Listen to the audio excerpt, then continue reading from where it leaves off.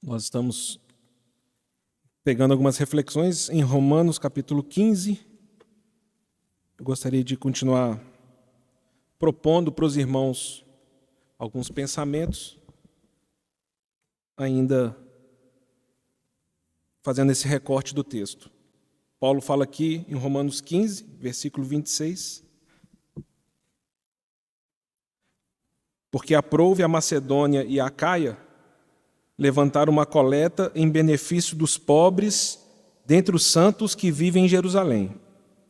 Isto lhes pareceu bem e mesmo lhes são devedores, porque se os gentios têm sido participantes dos valores espirituais dos judeus, devem também servi-los com bens materiais.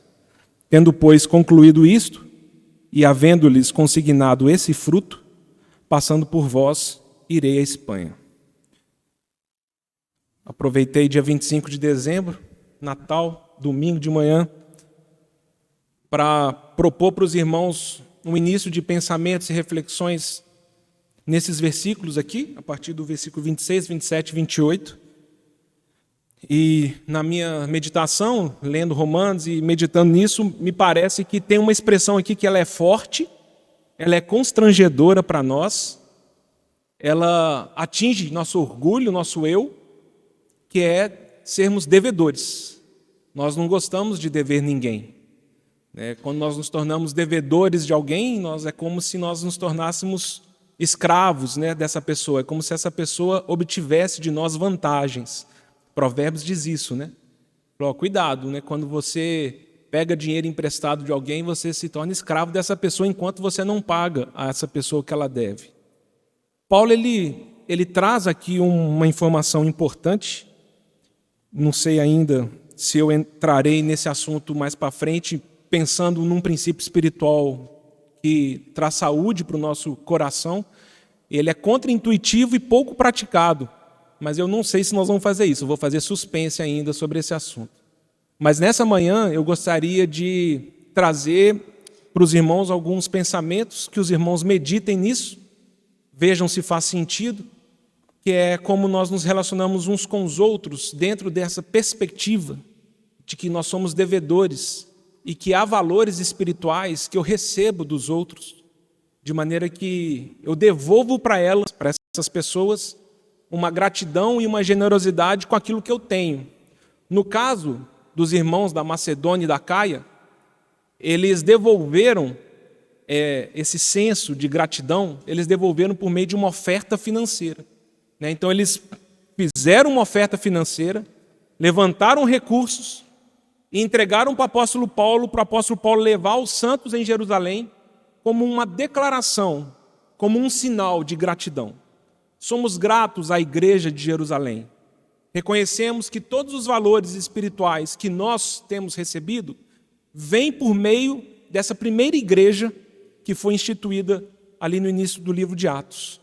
É por meio desses apóstolos de Cristo, é por meio da resposta desses homens em Jerusalém, que o evangelho tem sido divulgado no mundo inteiro.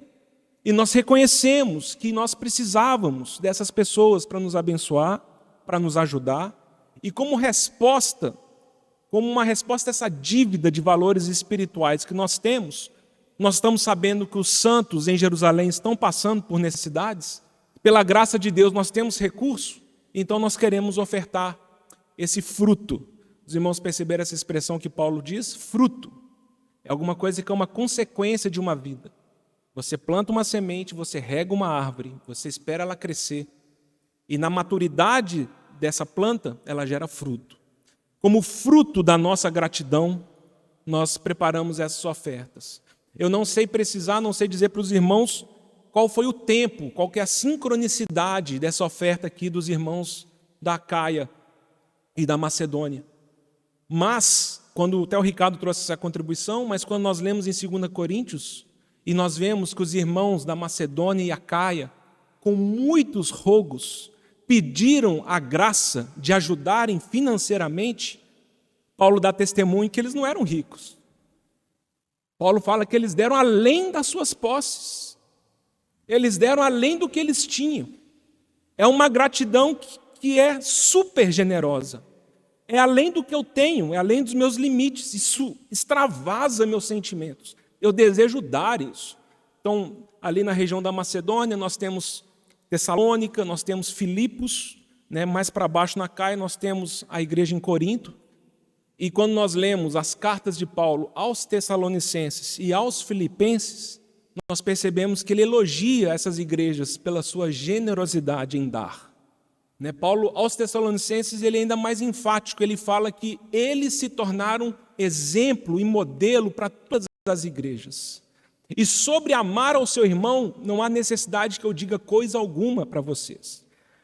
Quando nós pensamos nesse senso, e talvez vou tentar encaixar com o que o Mateus disse no Partir do Pão, vou tentar mudar um pouquinho aqui o ritmo ou a meditação para os irmãos contribuírem na reflexão do Partir do Pão, mas o que para mim, irmãos, pesa no coração, e primeira sessão do dia 25 eu tentei falar isso para os irmãos, é que o senso de dívida, ele primeiramente se dá na resposta nossa ao Senhor Deus. Não faz sentido em algum momento da minha vida cristã eu não me sinta um devedor, alguém que recebia algo imerecido. E isso é diferente, né? Eu receber salário de um trabalho que eu fiz para alguém e combinado, vou te fazer isso e você vai me entregar, você vai me pagar R$1.000. Quando terminar esse serviço, você me dá os R$1.000 pelo serviço que eu te entreguei. Não tem um caminho aí de dívida, eu não sou devedor. Não, o que está combinado está pago. Você me pagou o que nós combinamos. Eu posso ser grato pela oportunidade que você me deu, mas eu não sou devedor de você de nada. Mas não é assim que se dá o ambiente espiritual e o reino de Deus, porque absolutamente tudo que nós desfrutamos em Cristo, nós éramos imerecedores.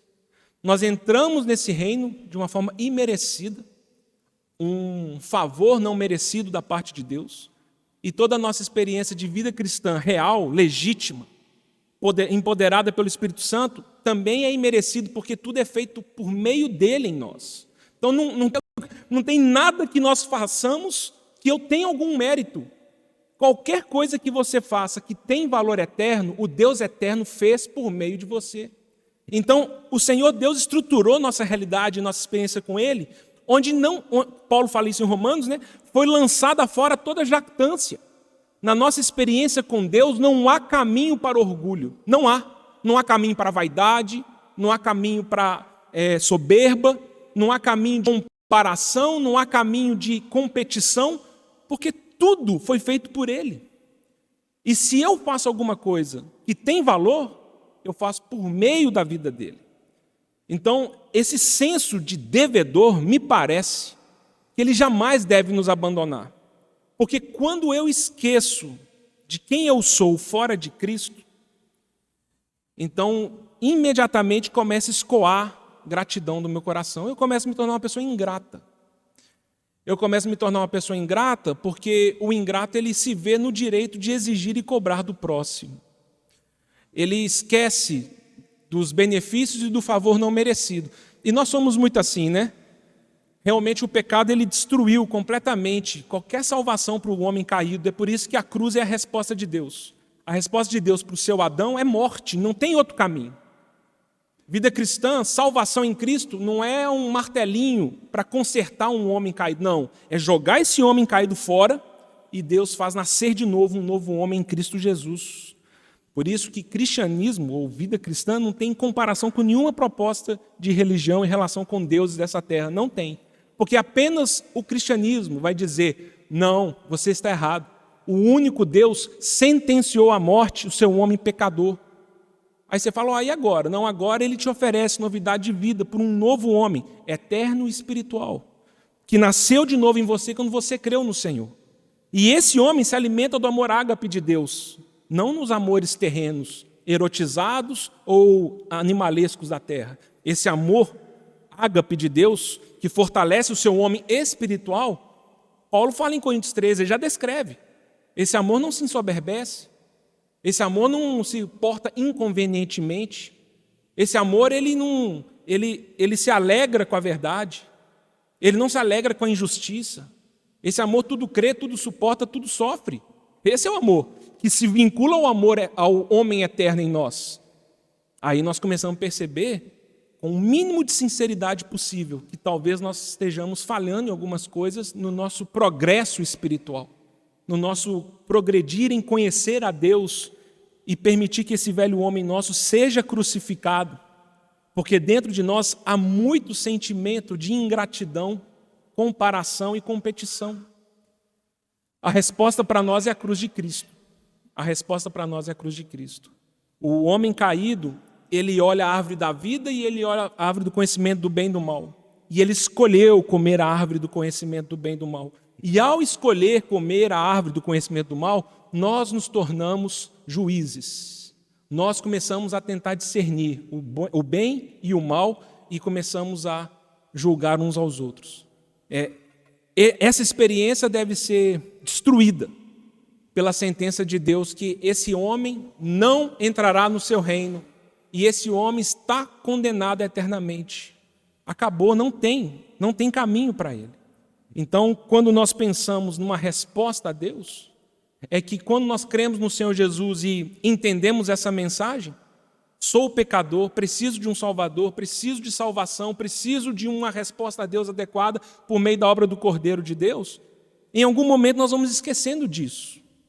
E nós somos tão ruins, como seres humanos, que uma pessoa que regularmente faz favor para mim, depois de um tempo isso vira obrigação.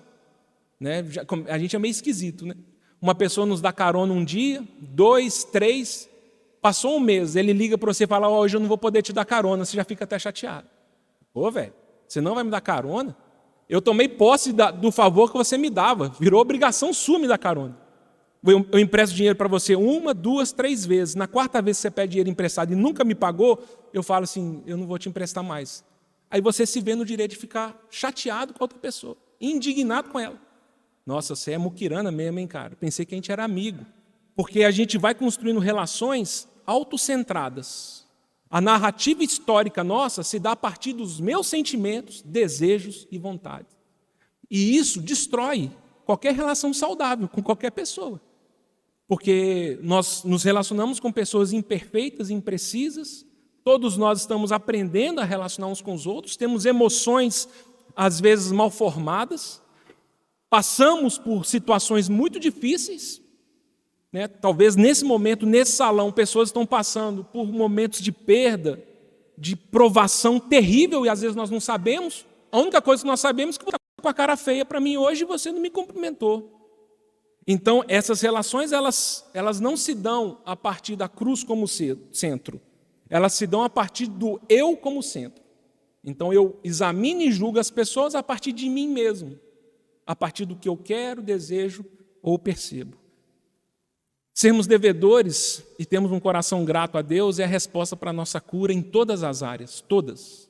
O melhor de Deus já nos foi dado em Jesus Cristo por meio da cruz. Não há uma resposta mais contundente do amor de Deus do que a cruz de Cristo. Não há um caminho de mais poder espiritual do que a cruz de Cristo. Não há um caminho para quebrar as algemas da baixa autoestima, da depressão, do que a cruz de Cristo. Esse é o segredo que Paulo aprendeu quando ele fala, eu me glorio na cruz de Cristo. A minha glória está nisso. A minha glória está em Jesus Cristo, porque Deus me amou de tal maneira que deu o seu Filho. Com o tempo, essa informação ela caduca, esfria e ela perde a força de fé no nosso coração. E aí nós começamos a exigir de Deus respostas em outras dimensões, onde não há garantia que Ele nos dará resposta. Mas aí nós fazemos o inacreditável. Colocamos o Senhor Deus no banco dos réus. Nós nos percebemos no direito de questionar Deus. Por que o Senhor fez isso? Por que aconteceu isso comigo? Por que aconteceu isso na minha história? Por que a pessoa do meu lado não aconteceu nenhum problema desse e comigo aconteceu? Nós nos vemos no direito de batermos boca e questionarmos Deus, e isso se dá porque nós esquecemos da dívida que foi paga imerecidamente na cruz do Calvário. Como mencionamos, 2 Pedro 1,9, Pedro vai dizer que quando você se pessoa que só vê o que está perto, você se cegou. E você se esquece dos seus pecados perdoados de outrora.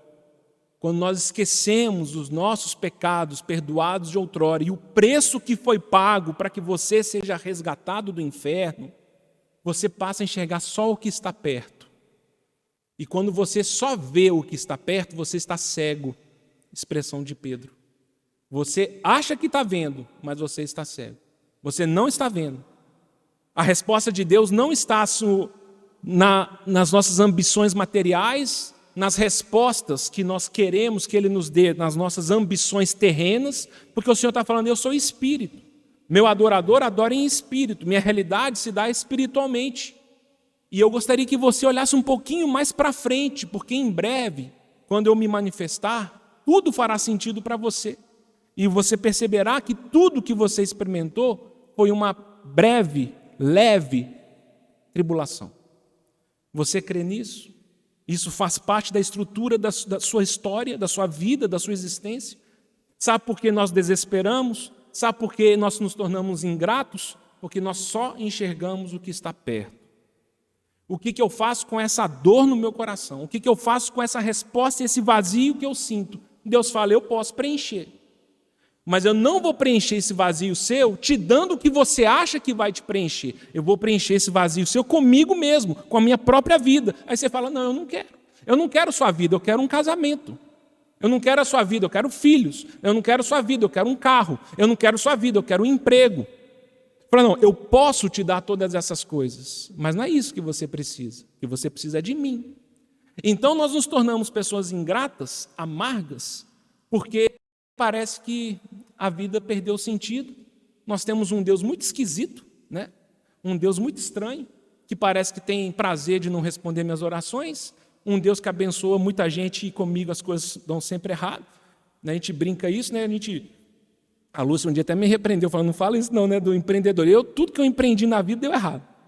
Pela graça de Deus, sempre sobrevivi, né? Mas aí a gente brincava que se eu comprasse um circo, o anão crescia, né? Porque as coisas não davam certo. Mas aí, ao invés de eu olhar para Deus nesse sentido, falar a culpa é do Senhor, ou entender que as coisas estão acontecendo assim, eu preciso encontrar uma resposta no meu coração de devedor. Qualquer pessoa pobre de espírito, ela tem um coração grato a Deus. Qualquer pessoa que você percebe devedora. Se vocês me convidam para viajar, Nádia me convida para viajar para a praia, lá para a casa dela, de mim você vai me chamar. Pablo, tudo por minha conta. Viagem, comida. Uai, se eu estou nessa aí de uma forma imerecida, nós temos um coração grato por toda a experiência, né? Eu não paguei nada por isso, está bom demais.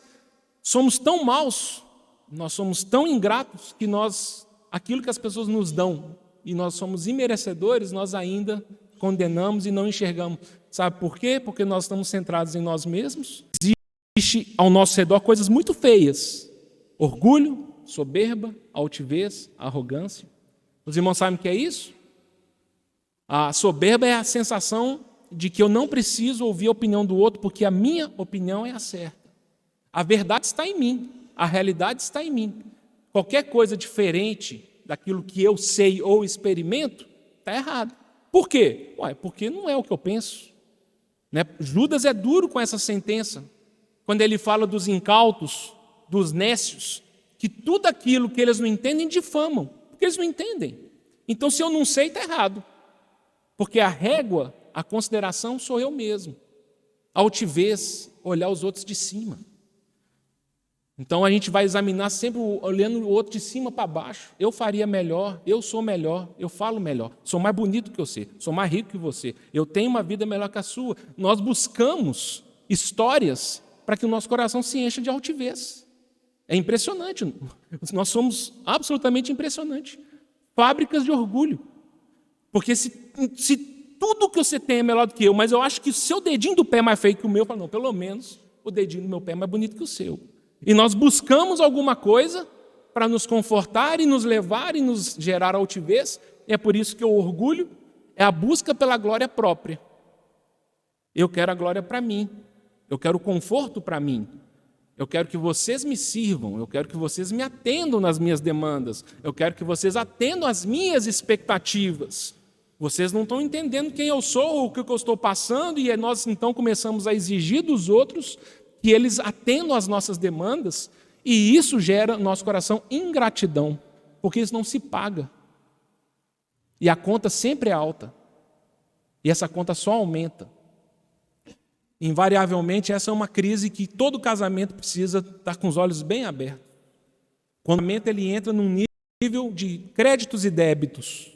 E eu fiz e você não fez, eu faço e você não faz, e eles não percebem que eles estão juntos na mesma história. O barco é o mesmo. E ao invés de falar, peraí, por que a gente não para de cobrando um do outro e nós não vamos junto? Um servir o outro. E nessa noite, eu estava pensando, amada esposa, eu sou devedor. Eu te devo muitas coisas. E essa quebra e um coração com gratidão, ele traz saúde emocional. Traz saúde para enxergar a vida de uma forma completamente diferente. Por que é favor não merecido? Não é graça? E não é graça faz, a graça pega a conta corrente, né, o DRE, o demonstrativo ali do resultado de exercícios, débitos, contas, passivos, circulante, ativo, rasga e fala, a nossa relação se dá pela graça. É pela graça de Deus. Minha relação com Deus se dá pela graça dele. Eu não consigo pagá-lo, devolvê-lo, fazer nada para ele que o torne devedor de mim. Nada. Eu sou eternamente devedor de Deus. E se isso faz sentido, isso começa a formatar meu caráter. Um caráter grato. Um caráter que sabe que o que em breve há de acontecer na minha história, eu não mereci. E o Senhor vai me dar. Nós às vezes confundimos, né? 1 Tessalonicenses 5,18. Em tudo dai graças, porque essa é a vontade de Deus, por meio de Jesus Cristo. Mas aí às vezes nós confundimos, a Bíblia não fala por tudo dá graças, é em tudo dá graças. Então não é, descobri que meu marido me traiu, obrigado Senhor, porque meu marido é adúltero. Não. Obrigado Senhor, porque meu filho está mexendo com drogas.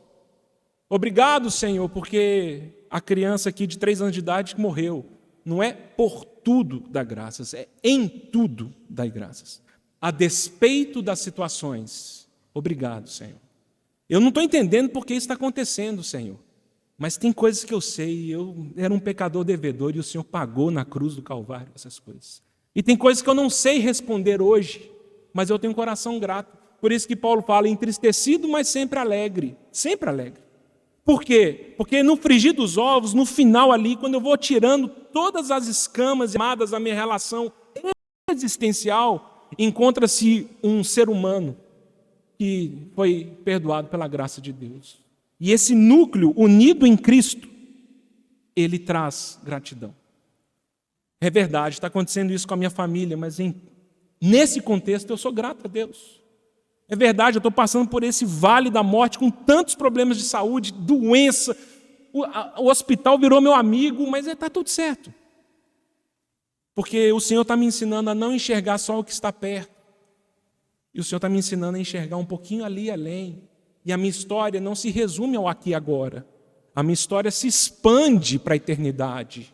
E o Senhor, então, Ele alarga e me dá visão com respeito a essas coisas. Em tudo dai graças. Nós lembramos Salmo 100, versículo 4. Entrai pelas portas de Deus com ações de graça e nos seus átrios com hinos de louvor. Aí, irmãos, eu vou falando isso, talvez você faça, mas será que eu sou uma pessoa ingrata? Eu não sei se eu sou uma pessoa ingrata. Aí nós fazemos um exercício rápido aqui. Você não precisa levantar a mão, não. Nessa semana, quantas vezes você agradeceu ao Senhor pela obra da cruz? Nessa semana, quantas vezes, quando você vai orar ao Senhor, acorda de manhã, vai consagrar seu dia, vai orar. Senhor, puxa vida, Jesus Cristo morreu na cruz por mim. Eu sou mais do que vencedor em Cristo Jesus. Eu nem sei o que significa isso, porque eu estou acostumado a perder tanto. Estou acostumado a ser derrotado em tudo, mas eu não sei o que significa isso, eu só sei que o Senhor está me dizendo que eu sou mais do que vencedor por meio daquele que me amou. Senhor, muito obrigado, porque o Senhor me salvou naquela cruz. Aí nós vamos esquecendo disso, irmãos. Nós vamos esquecendo disso. Nós esquecemos os nossos pecados perdoados. E acredite em mim, isso vai desmoronar a sua realidade espiritual, a sua fé cristã. nós vamos nos tornando pessoas esquisitas. E dentro do meu voto de ser um novo homem no ano, já fiz uma introdução gigante aqui, né? Quase não era nada disso que eu tinha que falar. Eu queria dizer para os irmãos 3 coisas nessa manhã sobre essa questão de sermos devedores e gratidão ao Senhor. Vamos orar. Senhor, nós agradecemos a Ti que o Senhor nos trouxe aqui nessa manhã. O Senhor não é um Deus descuidado com as nossas vidas. O Senhor se importa conosco. E o Espírito Santo está aqui agora, nesse momento, desejando falar aos nossos corações e trazer vida, mudança, transformação. Senhor, e nós pedimos Tua graça, então, para que ela nos impressione nessa manhã e o Senhor possa confirmar, Senhor, aquilo que o Senhor deseja impressionar nossos corações, gravar na nossa mente, renovar nosso entendimento, que assim seja. Tudo para Ti, Senhor. Colocamos cada palavra e esse tempo aos Teus pés, pedindo a Tua graça, em nome do Senhor Jesus. Nessa semana eu estava lendo Confissões de Agostinho, e ele realmente faz uma pergunta no livro lá que realmente me deu um arrepio, né, na espinha, quando ele faz menção da parábola da mulher que perde a dracma, lá de Lucas 15. Então, a parábola, os irmãos lembram, né? A mulher tinha 10 dracmas, perdeu uma, passou a noite toda acordada, arrastando os móveis, olhando debaixo da cama, até encontrar a dracma. E Agostinho, então, ele faz uma pergunta. Ele pergunta assim: e o que acontece quando alguém não percebe que perdeu a dracma? O que acontece quando a gente nem sabe que a gente perdeu? E a gente olha para trás e a gente vê nossa vida cristã e a nossa experiência com Deus e a gente nem sente que em algum momento alguma coisa ficou para trás. A minha relação, o meu primeiro amor, aquele amor incondicional, aquele olho que brilha, aquele pensar na volta do Senhor, essas coisas se tornaram mais informação do que revelação. E eu fiquei muito nessa semana pensando: Senhor, quais são as dracmas que eu tenho perdido? E eu nem sei. Porque se eu e você estamos ombreados para procurar aquilo que nós perdemos, já é um bom caminho. E as coisas que você perdeu e nem sabe? E os pecados que você tem de estimação? E as pessoas que você definiu e escolheu não amar? E as pessoas que você escolheu não perdoar? E essas coisas, elas nos transformam num ser humano bem deformado, bem deformado. Quando Paulo fala a Timóteo, 2 Timóteo 3, versículo 1, aquelas 18 características, e é a última carta de Paulo, né? Nós temos usado ela como uma bússola profética para nós. Eu fico tentando, irmãos, ser otimista. Os irmãos me ajudem depois. Mas, lendo as Escrituras, eu vejo que as situações não são um caminho de tranquilidade para a igreja e povo de Deus.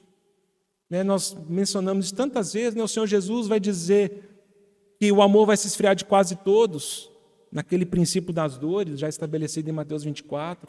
O próprio Senhor também suspira quando ele vê uma resposta inadequada dos seus discípulos, e fala: será que porventura, quando o Filho do Homem voltar, encontrará fé na terra? Judas, Pedro, tem palavras proféticas falando dos últimos tempos, falando da iniquidade, do caminho da verdade que será infamado. Nós não sabemos mais onde está a verdade está toda misturada. Pinga-se uma gota de veneno num copo mais límpido de água, e nós não podemos beber mais isso. E Paulo, então, em 1 Timóteo 4, ele vai dizer que o Espírito Santo afirma expressamente que nos últimos tempos espíritos enganadores ensinarão heresias, muitos seguirão falsas doutrinas.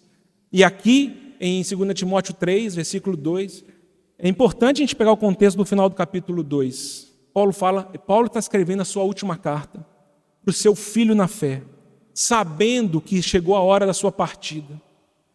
Combati o bom combate, completei a minha carreira, agora é a hora de eu me oferecer a Deus como um sacrifício. E ele escreve para o seu filho amado na fé. 2 Timóteo, irmãos, é ouro em pó. Acredite nisso, é ouro em pó. Se a gente pudesse decorar esse livro, meditar nele, porque é um homem santo de Deus escrevendo para um amado dele. E ele fala, Timóteo, importante começo de 2 Timóteo 2, fortifica-te na graça que está em Cristo Jesus. É a chave, irmãos. É meditar no tamanho da nossa dívida e o tamanho do amor de Deus. E isso traz saúde para o nosso coração. Mas Paulo fala para Timóteo, Timóteo, você como obreiro, como servo, não viva para brigar com os outros, não viva para contender, né? Não vai, haja com mansidão e tenha expectativa de que essas pessoas que se perderam no caminho se arrependam e voltem para Deus. Aí vem o versículo 1 do capítulo 3, ele fala, mas Timóteo, saiba disso, não coloca a sua esperança no arrependimento dessas pessoas não, porque você pode se frustrar bastante. Porque eu quero que você saiba que nos últimos dias serão dias difíceis, porque os homens serão egoístas. Primeiro termo da relação ali dos 18 termos que ele usa. Os homens serão amantes de si mesmos. Eu me amo e eu te uso em meu favor. Esse é o princípio das nossas relações doentias, que muitas vezes nós não percebemos. Você me é útil porque você me atende nas minhas necessidades. A partir do momento que você não me atende nas minhas necessidades ou a frustração foi muito grande, eu te jogo fora. Você não é importante para mim. Paulo fala, Timóteo, espere no Senhor que Ele mude as pessoas, mas eu quero te falar, Timóteo, os dias serão muito difíceis. Ele termina essa relação falando que as pessoas terão aparência de piedade, mas lhes faltará poder espiritual. Pessoas que aparentam amar o Senhor, mas lhes falta a obra da cruz. Lhes falta um coração grato. Lhes falta a alegria do Evangelho. Lhes falta a santidade que é exigida do discípulo. Falta, não tem. Então Paulo ele começa a lista dele falando que as pessoas serão egoístas, avarentas, amam dinheiro e serão ingratas, irreverentes, traidores, atrevidos, desobediente aos pais.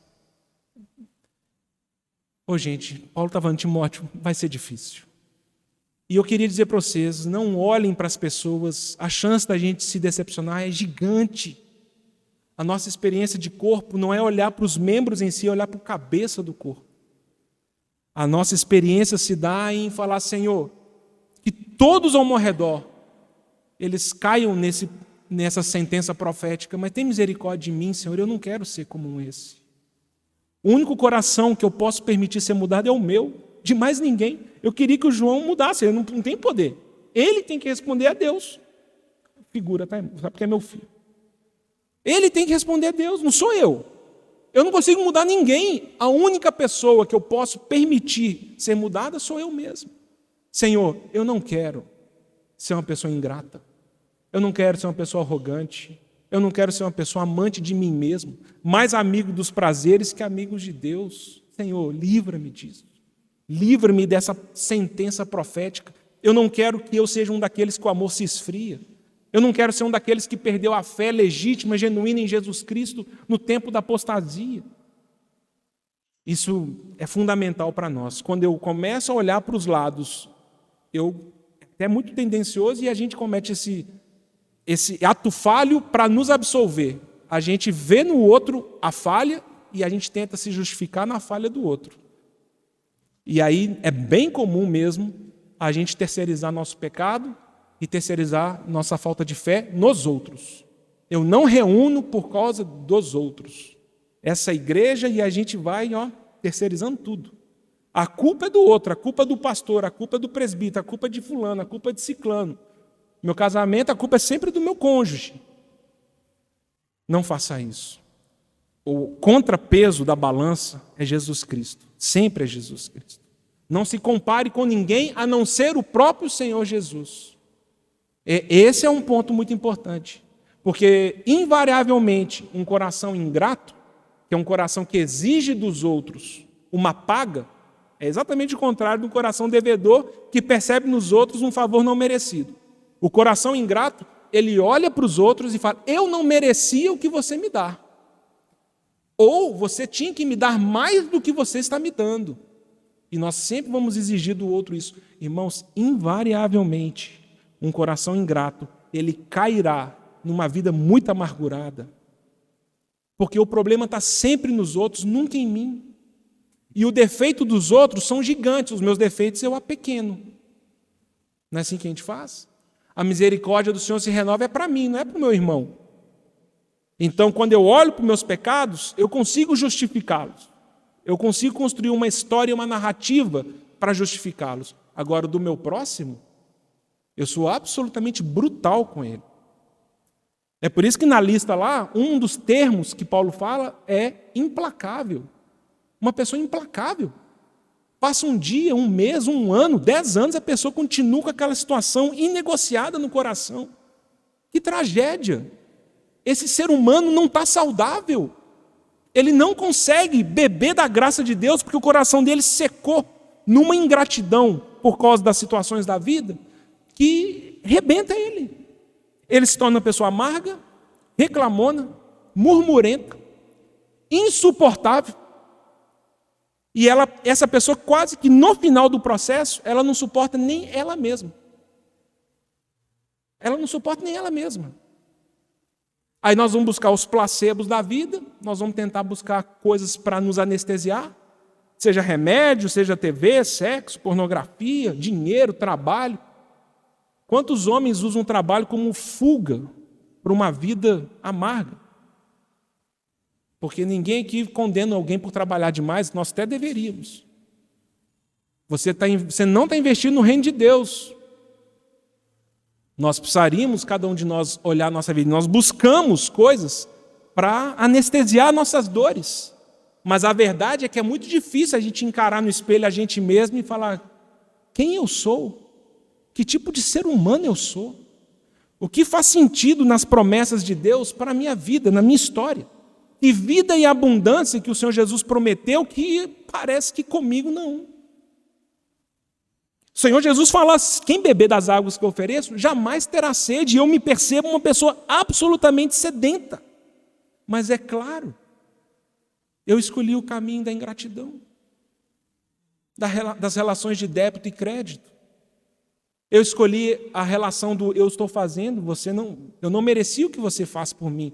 E a gente deveria, claro, nós não estamos aqui um para responder o outro, mas nós deveríamos voltar para casa, você deveria se ajoelhar, reclamar da pessoa que for diante do seu Senhor e permitir o Espírito Santo responder. Provavelmente ele vai falar assim: mas o que eu fiz por você? O que eu fiz por você? Você tem a mente de Cristo ou você tem a sua mente?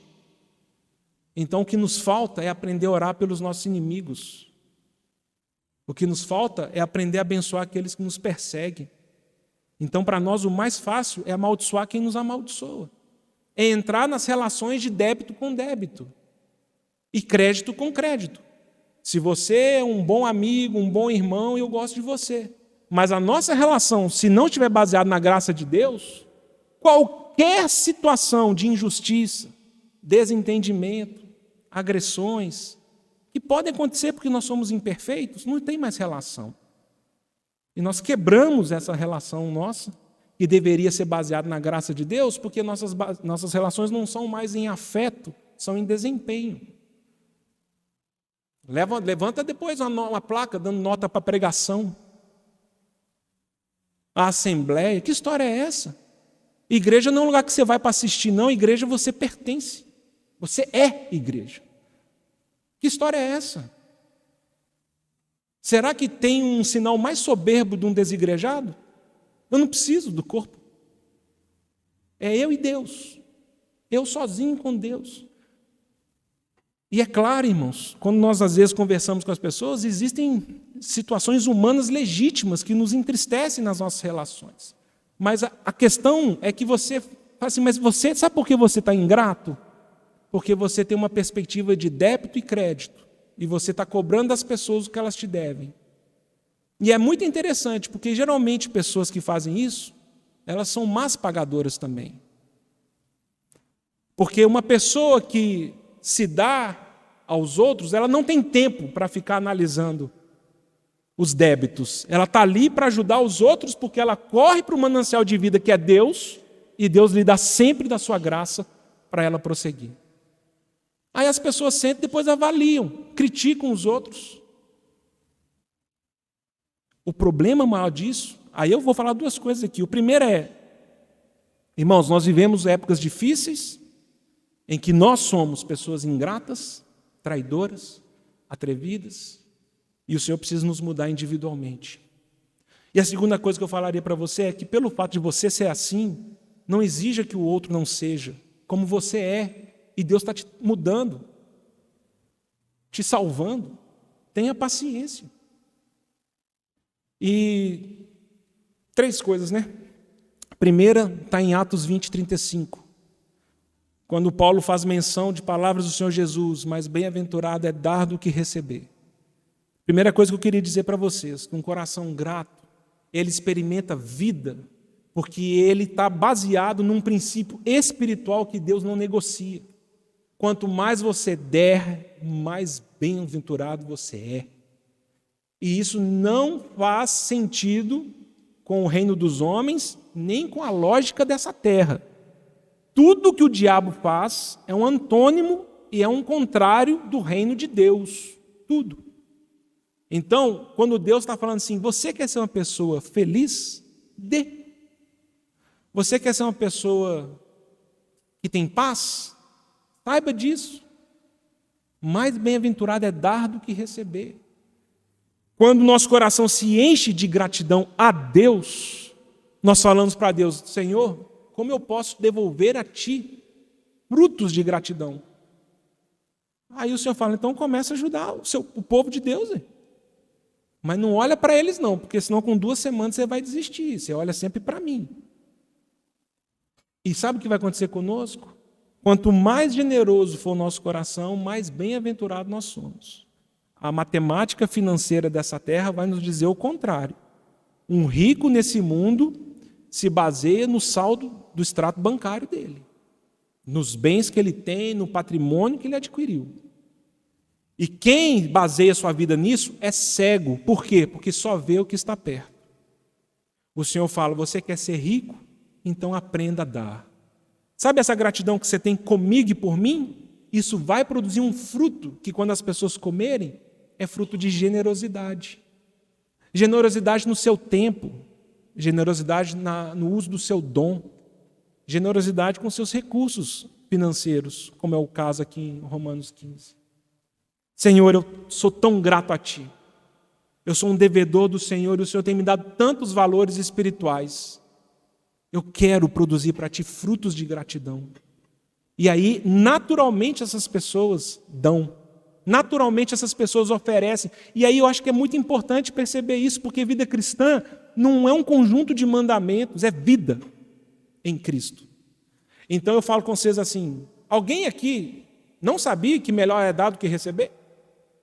Alguém fala, novidade, vou começar agora a dar mais. Alguém sabia que um coração grato é um coração generoso? Mas por que nós não somos? Porque nosso coração é ingrato de várias perspectivas e as nossas relações se baseiam em débitos e créditos. Os filhos, aí a mãe vira uma mãe amargurada, porque os filhos crescem e não são do jeito que ela acha que deveriam ser. E ela transfere toda a amargura dela para os filhos, que se não abrirem os olhos se tornarão seres humanos amargurados. E aí esse ciclo da desgraça vai rodando até que a graça de Deus venha e quebre isso, em nome do Senhor Jesus. E nós experimentamos mudança de vida. E eu paro de falar que meu pai comeu uvas verdes e meu dente que embotou. Porque o meu pecado é meu. Não importa o meu pai, não importa a minha mãe. Os meus problemas emocionais, eu preciso resolver eles na cruz do Calvário. E parar de ficar terceirizando a culpa nos outros. Porque Deus tem poder de me mudar e me transformar plenamente, e me transformar num ser humano pleno pelo poder da obra da cruz. E pelo poder do Espírito Santo que habita em mim. Mas para nós é mais fácil. Eu terceirizo minhas culpas. E eu me escondo num refúgio de autossalvação. E eu fico culpando todo mundo. Ele te protege por um tempo. Mas você vai se tornar uma pessoa muito triste. Muito amarga, muito limitada. Sem poder desfrutar dos mananciais de Deus. Creia nisso. Eu acho que nós temos um grande problema de fé. de verdade. De verdade. Porque eu falo para você assim, a Bíblia está dizendo que para você ser feliz, muda a sua agenda. Para de perguntar o que você pode receber e começa a perguntar no que eu posso dar. E eu não sei se nós estamos dispostos a isso. Aí o Senhor falou, mas então, você vai botar a culpa em mim? Eu estou te falando o caminho da vida, o caminho da salvação, você não quer. Aí nós condicionamos as nossas mudanças nos outros. E se o outro não mudar? Você vai jogar a sua história nessa terra por culpa dos outros? É isso mesmo. Você vai viver nessa terra 70, 80, 90 anos. E quando chegar diante do Senhor, o Senhor fala assim, você jogou sua vida fora porque você colocou a base da sua vida, a fonte de água da sua vida, era uma cisterna rota. Você foi seduzido. Você perdeu a dracma e nem percebeu. Sua vida foi se desvalorizando e você nem se deu conta disso. A segunda coisa que eu queria dizer para os irmãos, acho que vale a pena a gente ler essa parábola, está em Lucas 17.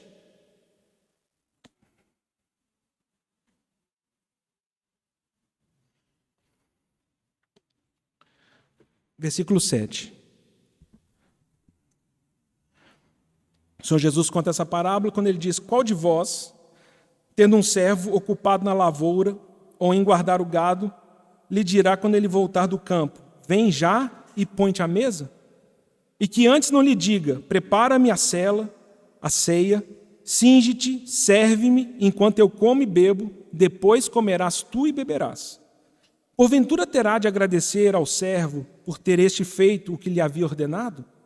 Assim também vós, depois de haverdes feito quanto vos foi ordenado, dizei, somos servos inúteis, porque fizemos apenas o que devíamos fazer. A segunda coisa que eu queria dizer para os irmãos é que o fruto da gratidão, esse senso de dívida com Deus não tem fim. Não haverá um dia que você vai sentar e falar, Espírito Santo, vamos combinar o seguinte, o que eu tenho que fazer para a gente ficar empatado? Para eu parar de te dever. Dever homens é fácil, né? E a gente até leva eles na justiça. Aí na justiça a gente faz um termo, faz um arranjo. Então André, estou te devendo aqui, eu vou te pagar em 20 vezes, eu vou te dar meu carro, tal, fechou? Fechou. Com o Senhor Deus, qualquer um de nós pode fazer isso? Existe alguma situação que você faça, um histórico notável de ações, que a gente possa falar com Deus agora, nós vamos conversar quase de igual para igual. Vou conversar com o Senhor, e o Senhor vai ter que ouvir com bastante atenção o que eu vou dizer, porque o Senhor Jesus dá essa história para nós que ela também nos constrange, né? O Senhor Jesus vai dizer, sabe o servo dessa casa? Vai fazer tudo que o Senhor dele ordena, e no final do dia vai pedir perdão para o Senhor dele. Sou inútil, Senhor, porque eu só fiz o que o Senhor mandou. Eu acho que o Senhor Jesus está tentando nos mostrar que esse senso de dívida, também nesse paradoxo da vida cristã, é que quanto mais você é saudável, quanto mais você percebe, mais ele aumenta. Ele não diminui. E quanto mais eu dou para Deus, eu falo, eu tinha que dar mais. E quanto mais me consagro ao Senhor, eu sinto, eu tenho que me consagrar mais. E quanto mais eu experimento do seu amor, eu sinto, mais Ele me ama. Não tem fim. Não tem um momento que a nossa história, aqui nessa terra, que a gente fala, aposentei. Sou cristão aposentado. Cumpri meus anos de trabalho. Aos 70, aposento. É tão comum para nós isso, né? Por quê? Porque nós olhamos débitos e créditos. Já dei demais. Cansei de vocês, irmãos. Cansei de vocês, sinceramente. Quanto mais trabalha, mais paulada leva. Cansei. Pronto. Meu coração se encheu de ingratidão. Eu esqueci da minha dívida ao Senhor. Eu esqueci que eu faço isso para o Senhor e não para vocês. E aí meu coração se envenena. Eu me torno uma pessoa amarga, vingativa, implacável, caluniadora e todas as outras coisas mais para tentar proteger o meu lindo homem caído e meu Adãozinho tentando sobreviver à cruz de Cristo. Irmãos, segunda coisa que eu queria dizer para os irmãos é que essa dívida ela é impagável. E um coração grato a Deus não tem fim. Não tem fim. Somos gratos a Deus por toda a eternidade. E eu não me surpreenderia se a gente passasse toda a eternidade ainda aprendendo novas revelações desse grande amor por nós. Não sei se vai bater no teto algum dia. O Senhor, Ele quer ganhar e impressionar o nosso coração nesse sentido. A terceira e última coisa que eu queria dizer para os irmãos a respeito do fruto da gratidão. E aí é uma historinha que eu lembro que o irmão contava, que ele vai contar a história de um rapaz que chegou na hora do almoço e falou, vou sentar aqui, vou descansar nesse banco do parque, vou aproveitar e comer um biscoito, né? E ele senta no banco, ele abre a mochila dele, e aí nisso que ele abre a mochila dele, chegou um senhor mais velho ali, uma aparência bem simples, quase aparência de mendigo. Você olhava para a pessoa, você via que a pessoa não tinha uma condição boa. Sentou no lado dele, deu um sorrisão para ele lá, deu um bom dia para ele. Ele olhou para ele, deu bom dia. E no que ele pega o pacote de biscoito, ele pega um biscoito, começa a comer, olha para o Senhor e fala, você quer um? Aí o Senhor falou, quero sim. Pegou o biscoito e comeu. Para surpresa dele, ele pegava um biscoito, aquele senhor pegava um biscoito. E ele já pensou assim, não, mas esse segundo biscoito não estava no contrato, eu ofereci um só. O que esse cara está comendo aí? Aí ele comia um, o senhor olhava, ria para ele e comia outro. Ele comeu um, ele comia outro. Até que ficou o último biscoito ali do pacote, e ele pensou, vamos ver o que esse pilantra vai fazer, eu não vou pegar não. E aquele senhor, então, ele pegou o último biscoito, dividiu, deu meio para ele, comeu. E ele ficou assim, injuriado com isso, né? Aquele senhor levantou, tirou as migalhinhas dos biscoitos, desejou a ele um ótimo dia e foi embora. No que esse jovem levantou para ir embora, o pacote de biscoito dele caiu da mochila. E ele então descobriu que ele comeu foi o biscoito do Senhor e não dele. E eu tenho certeza disso, irmão. Eu tenho certeza disso. Sempre você vai ganhar mais do que você dá. Sempre você vai ganhar mais do que você dá. Não murmure com o corpo de Cristo. Você sempre será mais abençoado do que você dá. Não critique os seus irmãos. Deus te dá muito mais do que você imagina por meio do corpo de Cristo do que você imagina. O fruto da gratidão. Também a gente percebe que Deus nos dá muito mais do que a gente dá. Não importa o quanto eu dou. Não importa o quanto eu me consagro. Deus, na sua generosidade, Ele me dá mais do que eu acho. Mais do que eu penso. Mais do que eu percebo. Mais do que eu sinto. E no final da nossa história, quando você chegar diante do Senhor Jesus, Ele vai abrir seus olhos para ver isso. Você acha que você foi sustentado por você mesmo? Você acha que você teve essa condição? Eu não sei eu não olhei, não sei nem se é verdade. Eu acho que é, fiquei tentando pensar, mas eu acho que é verdade. Eles dizem que o ser humano é o ser vivo dessa terra mais dependente, né, de todo o sistema, de toda a natureza. Não há bicho, não há animal mais dependente do que o ser humano. Não há. E a gente vê isso, né, às vezes o peixinho, o potrinho já com algumas horas já levanta, né, já começa a andar, os passarinhos depois de algumas semanas voam, gatinho abre o olho, não sei, cachorro, mas criança. Quanto tempo um ser humano precisa depender de outro? O Matias aí está com 2 anos, 3, 2. Larga o Matias na rua, vê se ele vive. Vê se a gente sobrevive. Por isso que eu já aconselhei os irmãos, vai tomar banho hoje? Estou xingando, vai tomar banho. Vai tomar banho hoje? Olha seu umbigo, irmão. Olha seu umbigo, irmã. Você, antes de ter consciência de existir, antes de você sair dessa terra, alguém já te sustentou por meses. Alguém te deu da seiva, alguém te deu da sua vida, alguém te deu do seu alimento, alguém te deu. Esse umbigo meu me fala que eu dependi dos outros para viver, eu não vim para essa terra porque eu quis, não. Não chegou um dia que eu nasci e falei, pronto, agora terra, Pablo Aguirre chegou. Não preciso de ninguém. É claro que eu não vou cometer o sincericídio. Só preciso de Deus. É eu e Deus. Aí Deus fala, como é que é? Você não viu que eu sou um corpo? E muito daquilo que vai te nutrir vai ser por meio dos membros. Aí eu olho para os membros e falo, esse? Não, sou melhor que ele. Não preciso dos outros. E é por isso que o texto que o Mateus leu, Paulo fala, é por isso, irmãos, vocês não estão vendo o corpo, vocês estão fracos, vocês estão doentes, vocês estão dormindo.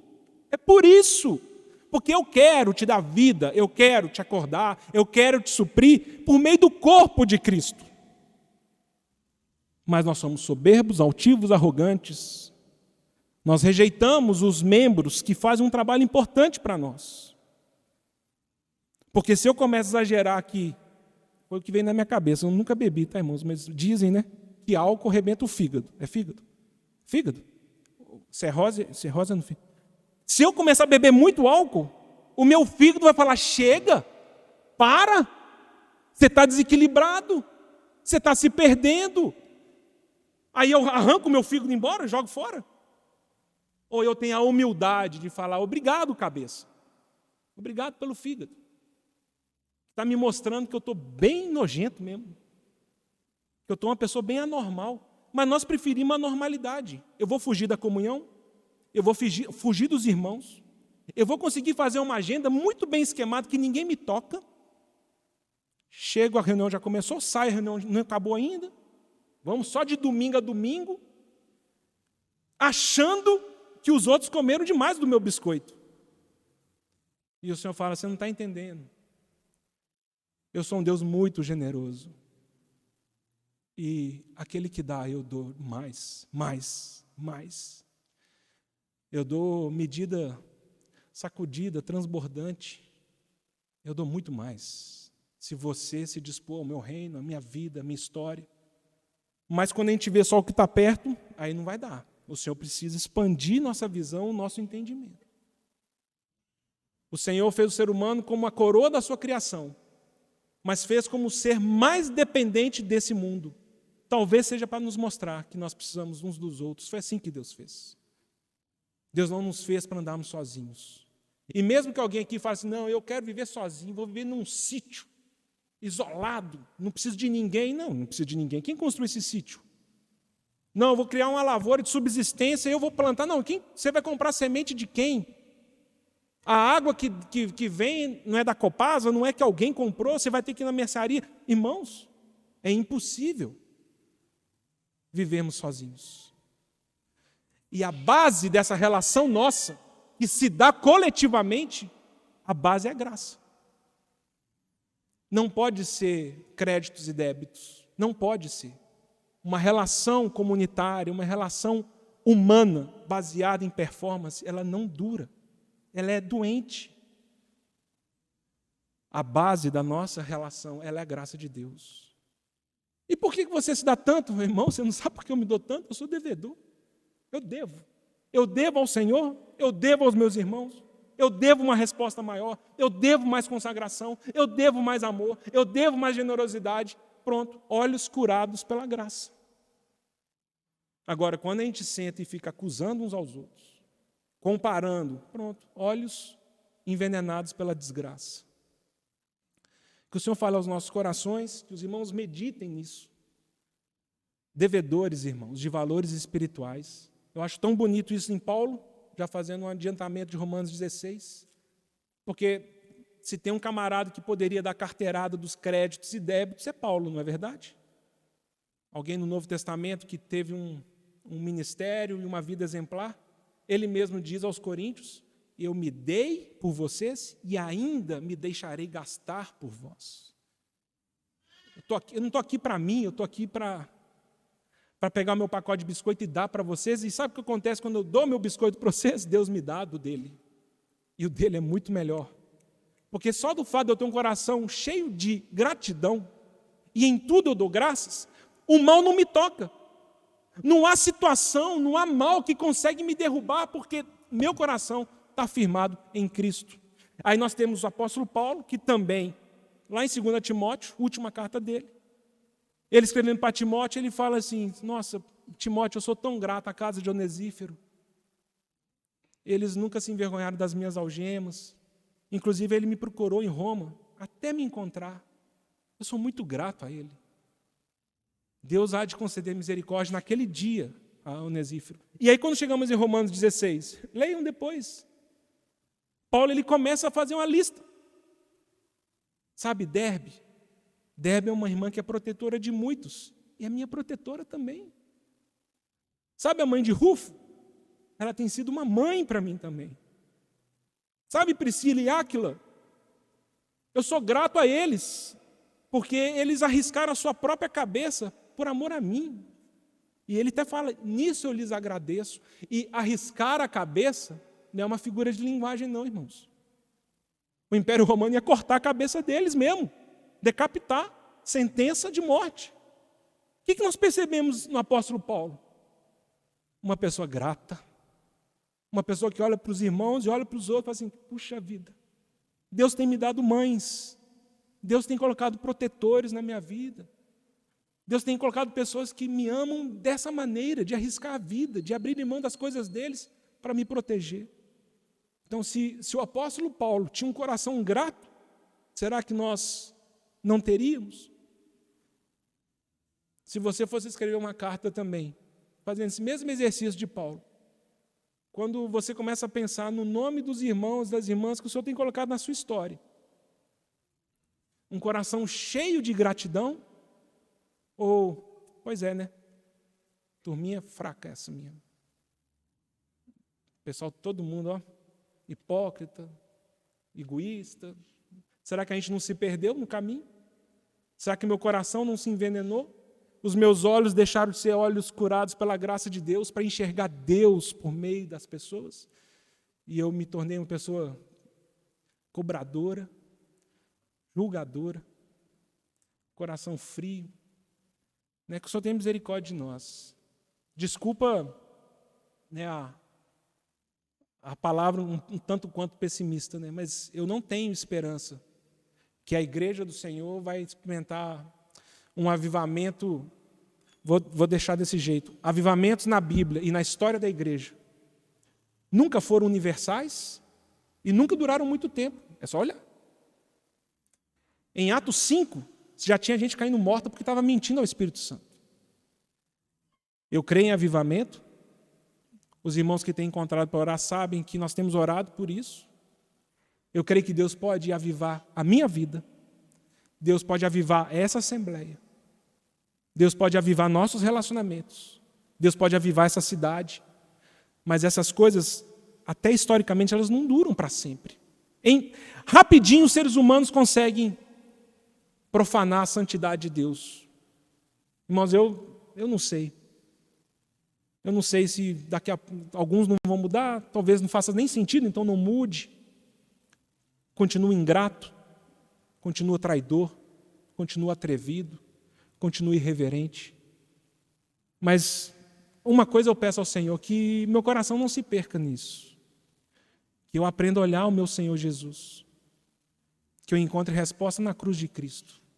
Que eu seja consolado pelo Senhor Jesus. Minha resposta seja dada a Ele e não a vocês. Que eu não espere nada de vocês, porque senão a chance de azedar é grande. Que eu espere do Senhor, que eu viva para o Senhor, que eu me consagre ao Senhor. E eu possa ter o privilégio de me dar a Ele. E no final da nossa vida, quando você se deu a Ele, você falar, Senhor, eu não passei de um servo inútil. Eu tinha que ter me consagrado mais ao Senhor. Eu tinha que ter me dado mais a Ti. Talvez a resposta para nós é pedir ao Senhor que Ele nos dê esse senso de devedores, irmãos. Devedores. Somos devedores de valores espirituais. Que nós somos enriquecidos sem merecer. Por isso, toda honra e glória seja dada ao nosso Senhor. Que 2023 seja um ano de muita bênção para nós e de revolução espiritual. Que a gente possa voltar para a nossa casa e falar, Senhor, eu perdi alguma dracma? Tem alguma coisa de valor que eu perdi?